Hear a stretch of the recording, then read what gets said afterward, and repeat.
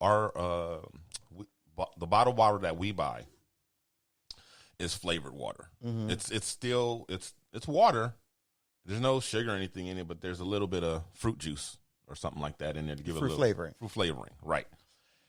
And it obviously costs more than regular water, and we buy that because that's the only water my wife would drink. Okay, and so it's better than nothing, right? You sure. know, it's still, the doctors and stuff say it counts as drinking water. Oh, absolutely. So that's what I buy. I buy some too, but I also drink regular water as well. Do you know in when people say the old days, because every day past was the old days, but like before they had purified water systems, most people were drunk all the time because they were drinking beer because the beer was cleaner than water.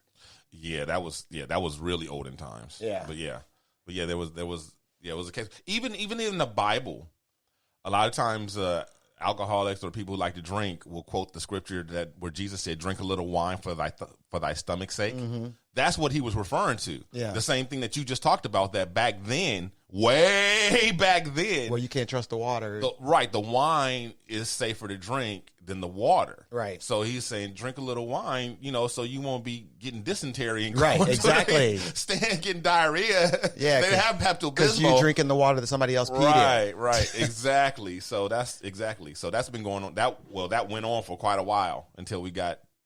So anyway, my wife was like, maybe we should stock. She was starting that fear mongering stuff. I was like, first of all, we're not doing that. And if we were doing that, we wouldn't be stocking up on this. Strawberry flavor. Yeah. So get that out your mind right now. We're going to stock up on some water. It's going to be some regular ass, basic ass bottled water. You know what I'm saying? I'm like, but no, that's not happening. We're not doing that. No. I also wouldn't go through the hassle of all that. I'd have all that shit delivered. You know, have me because also I don't. It's not only that I just don't want to carry it all home. I don't want to be in the store with other crazy people. Yeah. So yeah, they are crazy, but it's just it's. I get it. It's a shame, but I get it. The media feeds into it. They love it. It's great for their business. There's great, we have even stories in the chat in our forum. I don't think we're going to get to it today, but we have stories talking about how businesses cannot fulfill all the orders that they have for masks. There's this a business that got an order for over a half million masks, and they only had 30,000 in stock, so they couldn't even take the. It was like $67 million worth of masks that they couldn't even fill the order. Part of my day job is ordering supplies. And on the regular, before I had ever heard of coronavirus, I order hand sanitizing wipes because it's flu season. And we always have them in the office during flu season. Well, they're on back order. And I've had to order them piecemeal here and there just to get them in. I also have masks for our emergency kits that we have, again, all the time because we live in Southern California. It could be an earthquake. Right. So everybody has an emergency kit, and all of them have masks in them. Can't get masks right now. No, you can't. So anybody new that comes in, well, you're just going to have to die. Right. Bring your own mask. Bring your own mask, I guess. BYOM. Yeah, I don't get it, Dino. I really don't. I just think it's crazy. It's ludicrous. We're both at that age now where we've seen it happen several times. Yeah. So that's what makes me go like, every time this happens, this is so stupid. Like what? Like Y2K, SARS, mad cow, avian disease, MERS. Oh. Stop buying into the bullshit. Stop buying into the fear. Stop buying into the fear, everybody. Yeah. Fear Plus, again, what? I don't understand how buying all that water and toilet paper is going to save you from coronavirus. No.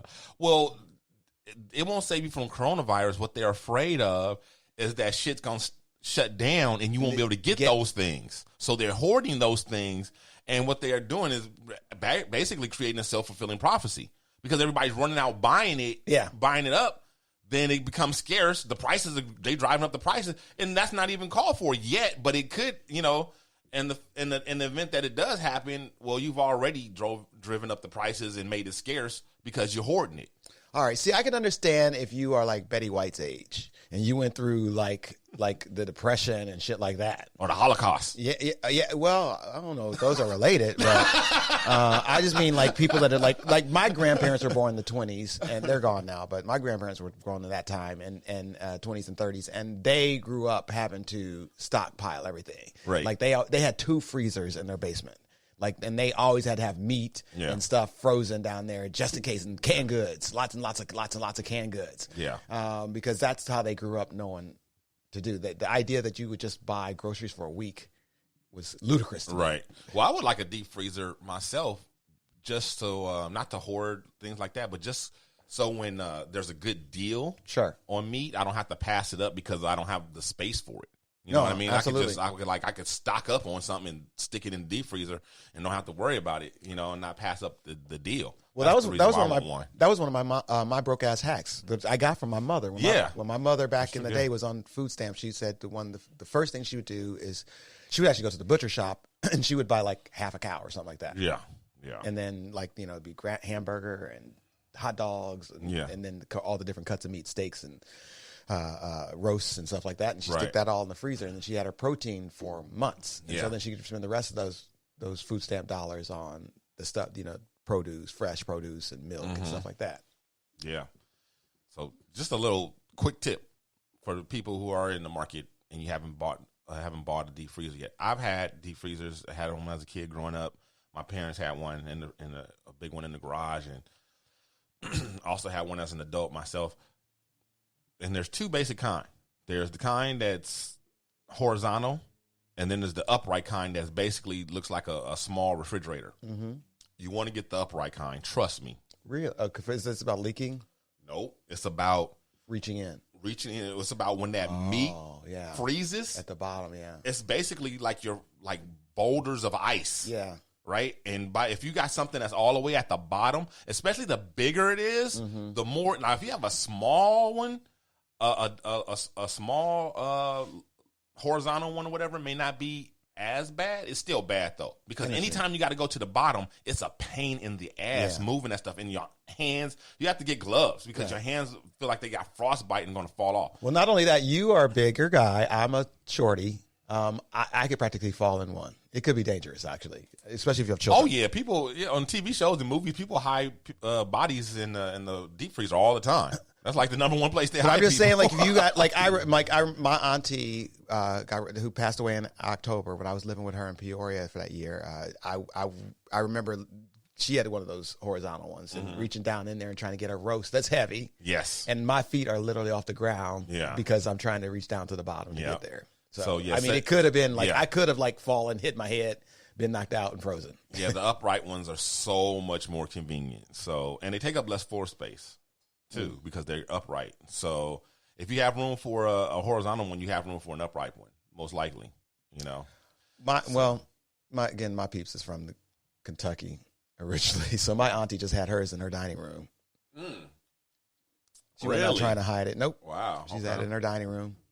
And my grandparents had it in the basement, but that's because they just needed space because there was just so many of us in their house.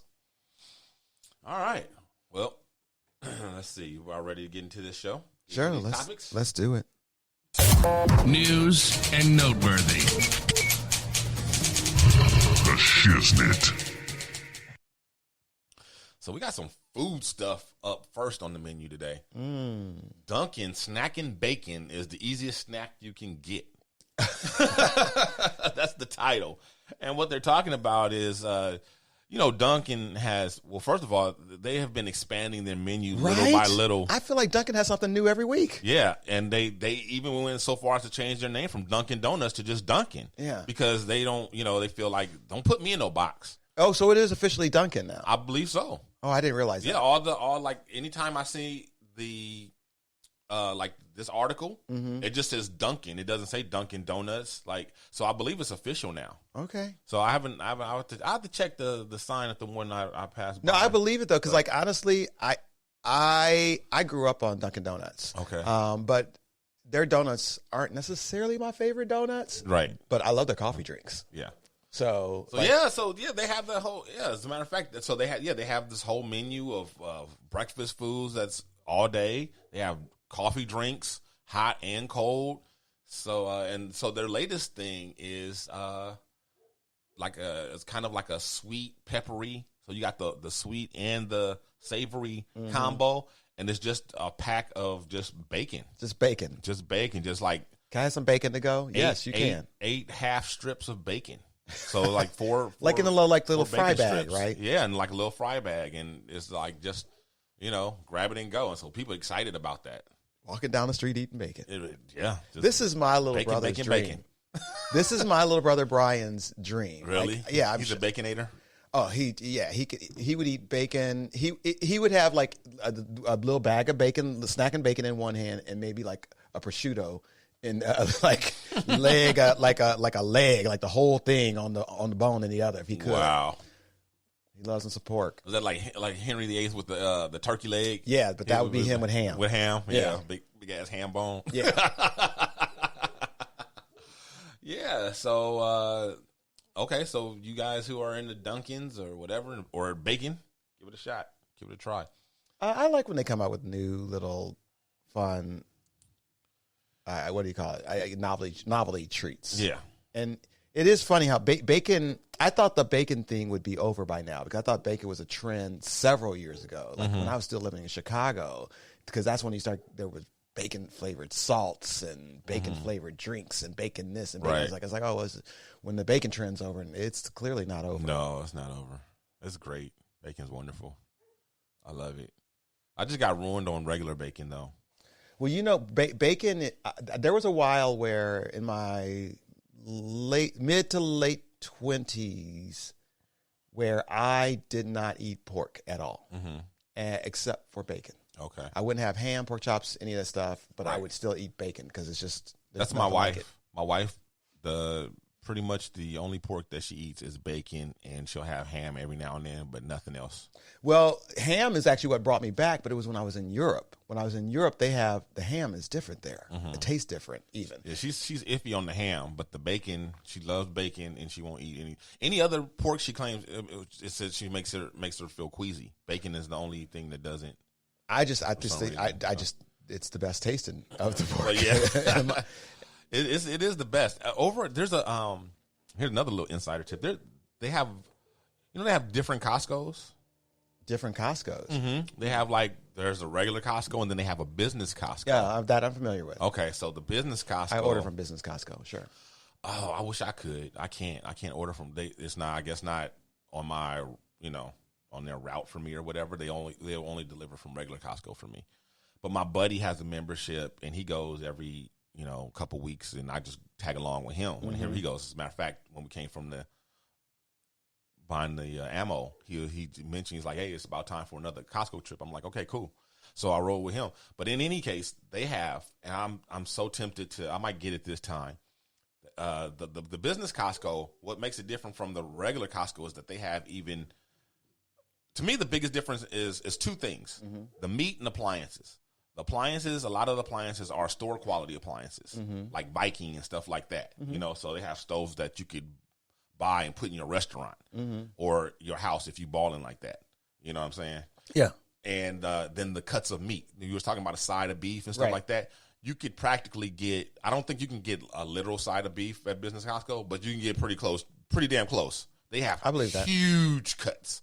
You know what I mean? So it's like we go there, and his family is much bigger than mine. My buddy, he's got 6, 7 kids. So, and even he buys this on the smaller end. You know what I mean? Right. And same thing with me. 6, 7 kids, damn. Yeah. So, I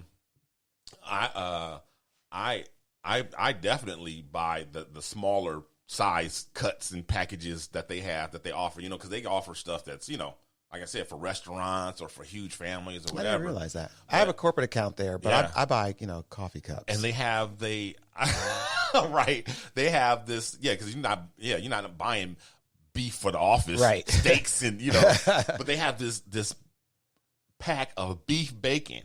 I've never tried beef bacon. I've had beef bacon, sure. Really? How'd you like it? Because I'm curious about it, but it's $30 and it's huge, and I don't want to buy all. I mean, $30 is not a lot, especially for how much you're getting. And if it's good, it's great. But if it's something that we don't like, then I'm stuck with it.